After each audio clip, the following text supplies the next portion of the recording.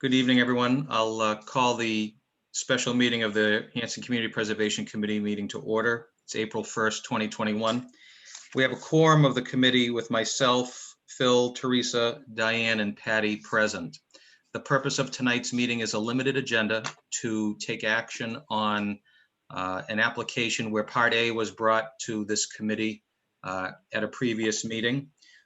We're referring to it on the application as the Crystal Spring Aquifer Protection application. Also, it is being referred to as a Pine Meadow acquisition. Conservation Commission, Water Commission have taken action on this. I'm going to turn it over to Phil. Phil, I appreciate the information you've provided the committee. I would ask that I think with a brief synopsis and maybe some questions from the committee, we can get the conversation started and then take some action on it. Sure, I'd be glad to give you a brief synopsis.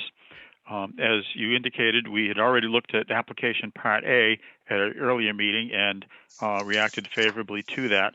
Part B, which everyone hopefully has had a chance to look at, was distributed electronically, has 5 pages and then 2 pages of attachment.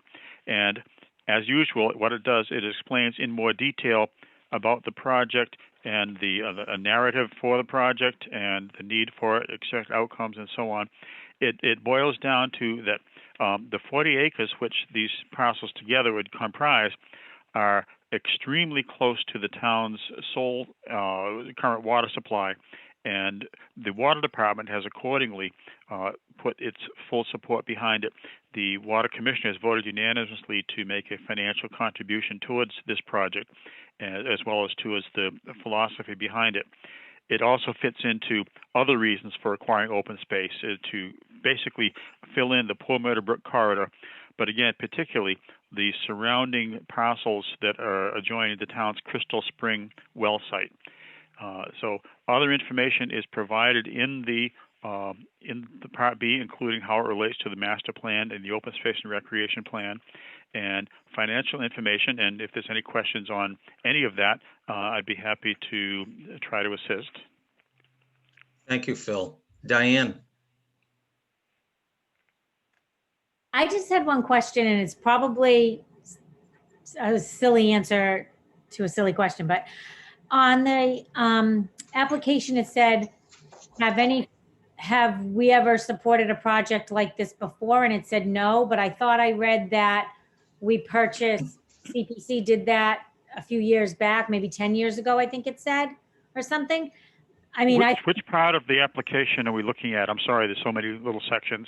No, I know, and I'm trying to bring it up on my phone because I don't want to bring it up on this and mess this up. It was. We haven't addressed this particular parcel before, if that's what it meant. Certainly, as described in general, I just wondered, for the sake of filling out an application grant. So when it says, have we ever done it for this particular thing before? So obviously not, but land was purchased around this area before with CPC funds. So I didn't know if that meant, have we ever done anything like this before? Yes. But if you tell me no, I think we're looking at application A. Yep. On the second page, it says previous CPA funding. Actually, you make a great point. It says, has this project or a closely related project previously received CPA funding? And you, bingo, good catch. I think the answer should be yes, because this parcel absolutely abuts the so-called Peterson parcel, which is 11 acres, same side of the river, same philosophy, same goals of protecting the Crystal Spring wells. And back, what was it, about 10 years ago or so? That was acquired primarily with CPA funds. So good catch. I just wondered. I love the project. I did a happy dance when I read this. So yay. I just wondered on, I don't know. Sorry, didn't mean to be a nitpicker. No, please do, because we need things to be right. There may be other things to correct or at least slightly amend in this. And Tom, I think you'd agree this is the forum for bringing that up. Absolutely. And the committee has the ability to approve an application if there are some omissions or modifications, that I think it's perfectly appropriate. In the similar spirit, I'll mention that Phil notes in the application that a couple of things. The actual amount from CPC, when we get, I will read a draft of the article that hopefully will form the motion. But the total amount being sought from CPC is 69,000. The original application had it a little higher at around 80,000. And also Phil notes that while the estimate of the costs are based on some previous work with some firms that he would be getting quotes from. So Phil, if you just want to quickly speak to that while you may not have those quotes for this, you've got some reliable estimates from similar work, you said? Yes. What we've done is on a completely unrelated project, the town and multiple departments within the town, including planning and the selectmen and all, we sought quotes, obtained quotes from 3 different firms, which are identified. This is on page 4 of the Part B application. Real Worth Appraising, Appraisers Collaborative, and Keystone Consulting.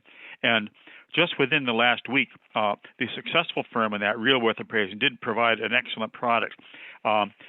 We spent $3,000 for that, and it's a parcel of land that's about twice the size of this one, and very similar in terms of its characteristics and its general location. In fact, it's near the railroad too.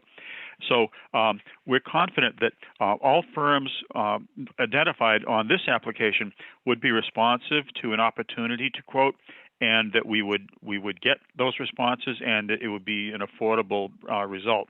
And because there is a sense of being proactive in this whole application, the timeline for doing the application and doing the things such as appraisal and all, or at least quotes for that, it's a little bit compressed. So that's why it appears the way it does. Thank you, Phil. Thank you. Any other questions, Patty or Teresa? No. Okay, then the way that the article would read is as follows: to see if the town will vote to expend $10,000 from the Water Department surplus, up to $1,000 from the Conservation Fund, and up to $69,000 from the Community Preservation Open Space Fund, and if necessary, the Community Preservation Undesignated Fund, to exercise its rights under Chapter 61, 61A, etc., to purchase the so-called Pine Meadow property, Assessors Map 51, parcels 2 and 3, approximately 40 acres in total, for the purpose of protecting the Crystal Spring well site aquifer, and further, to place this property under the care and custody of the Conservation Commission, consistent with the adjacent protected properties that constitute the Poor Meadowbrook Conservation Area and Open Space Corridor. I would entertain a motion on that. So moved. Well, I could make just a little explanation as we move to that important point. I've had a couple of conversations with town council, and she, of course, has been in contact with the selectmen and others. There's a potential for some minor amendments to the wording of this draft article. So perhaps our motion should be to request this article to be placed on the next town meeting warrant, subject to potential amendments as necessary by town council. Patty, would you accept that friendly amendment to your motion? I do accept the amendment, yes. Thank you. And Teresa seconds that. Under discussion, I'll just note for the committee members here, by CPC Coalition suggests using the designated funds, and that's why it's written as open space and undesignated. Todd Hassett was kind enough to provide us information. So our open space amount would be exhausted by this. There's about $56,506 there. So were this to be approved and we expend the funds, it would draw from that, and then any additional amount up to that $69,000 ceiling would be from the undesignated fund. Okay. Any further discussion? I just have Just briefly on that. Do we know from experience, because I ought to know, but I don't, what point during the year would we expect at least some replenishment of our resources? That comes, Phil, with the calendar year. I can't speak with 100% certainty, but between the local revenue and then the state match, But given the fact that there's an undesignated fund, that's where, even if we had another open space project and we didn't have funds there, the undesignated fund could cover any of it. So, but Sure, thank you. I can find that out for you, but I'm not sure when in the calendar year it gets replenished. Thank you. Diane? I just had a quick question. The $10,000 that's coming from the water department, that money can't be used for anything else, right? Like if they don't use it, it just stays in the water department. Yes. Okay. They have a fund which they use for many things, including their capital projects and their ongoing needs for maintenance. It's a fund that the public honestly doesn't understand very well, because they fund themselves entirely as an enterprise with the receipts from water users as opposed to tax money. Right. But their fund, which they tell me is called the Water Department Surplus, and I've seen it in other town meeting articles in the past. Yeah, that would stay there. That's not tax dollars. It's Water Department funds, which they use or don't use as their discretion. Thank you. Thanks, Phil. Any further discussion? If not, I'll call a roll on the motion. Teresa? Yes. Patty? Yes. Diane? Yes. Phil? Yes. And I am also a yes. So the application is approved 5-0. And we will we'll send it forward to Town Hall, and the matter is likely to be reviewed at the next Board of Selectmen's meeting.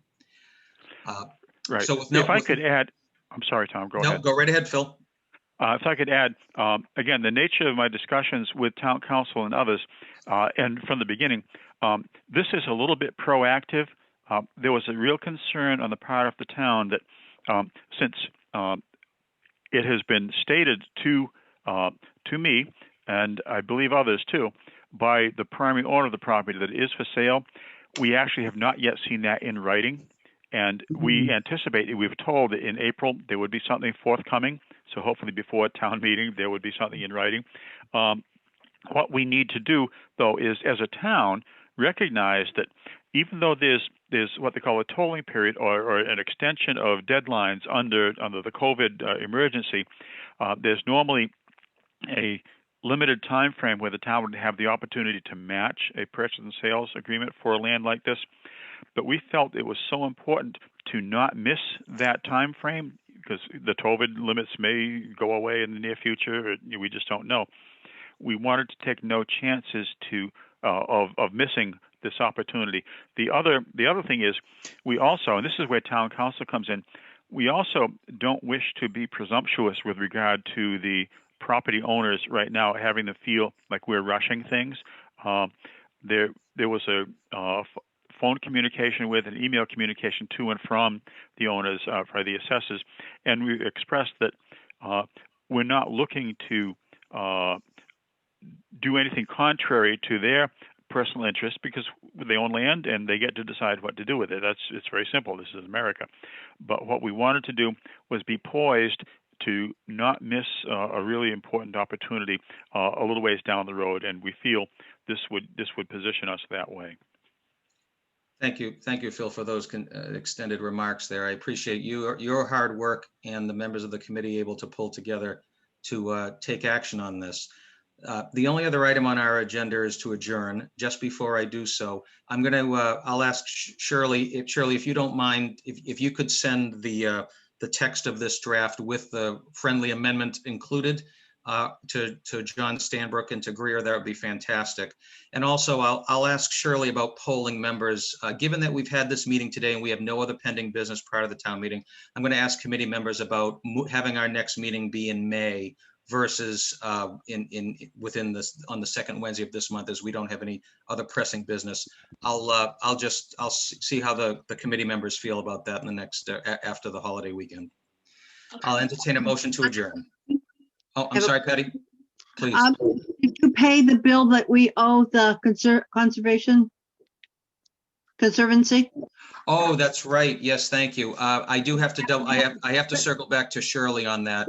I was inquiring about whether that required a vote, or maybe you can help me with that, Patty. I think, and maybe Shirley, you can remind me, Was it, if it was under if it was under $1,000, it was something that I could sign off on and we didn't need to vote on? Is that how we've handled it in the past? I think so. Yeah, okay. That's a matter That that sounds I'll familiar. work with Shirley on that to Okay. pay the coalition dues. Yep. Okay, Thank you for bringing that up. thank I'll you. make a motion to adjourn. Thank you. Motion by Teresa to adjourn, second by, Second, Patty. No further discussion. All in favor? aye. Oh, yeah, Aye. we'll skip the roll call on that one. Good job, everybody. Thank you very much. Thank Good you. night. Thank you. Very, very good. Thank you, Okay. folks. Bye-bye. Happy Easter. Happy Easter. Have a great Easter. Thank you. Yeah. Bye-bye.